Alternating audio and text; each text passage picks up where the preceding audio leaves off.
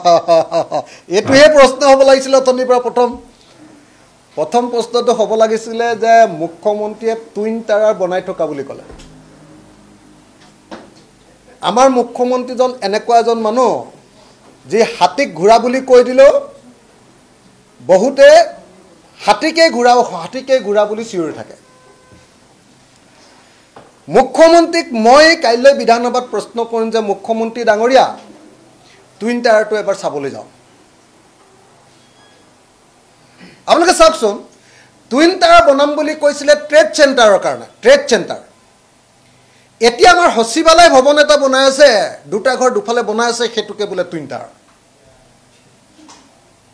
আপুনি চাওকচোন, এনেকুৱা আপাদমস্তক মিছলীয়া মানে ভৰিৰ তলুৱাৰ পৰা চুলিৰ ওপৰলৈকে মিছলীয়া মানুহ ৰাজনীতিত যদি কোনোবা আছে গোটেই পৃথিৱীত, সেই মানুহজনৰ নাম হিমন্ত বিশ্ব শৰ্মা।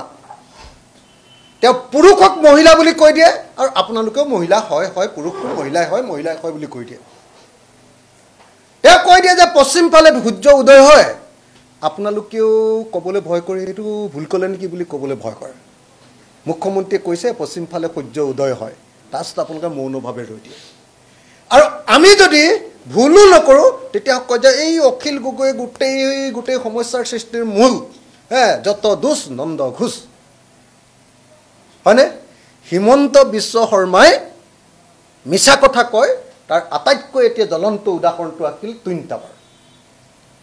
টুইন টাৱাৰ সৰ্বানন্দ সোণোৱালে বনাম বুলি কৈছিলে ৱৰ্ল্ড ট্ৰেড চেণ্টাৰ বনাবৰ কাৰণে, যে তাতে সেই পৃথিৱীৰ কোম্পানীবিলাকে তাতে অফিচ বনাব, এইফালে কোম্পানী থাকিব, এইফালে কোম্পানী থাকিব।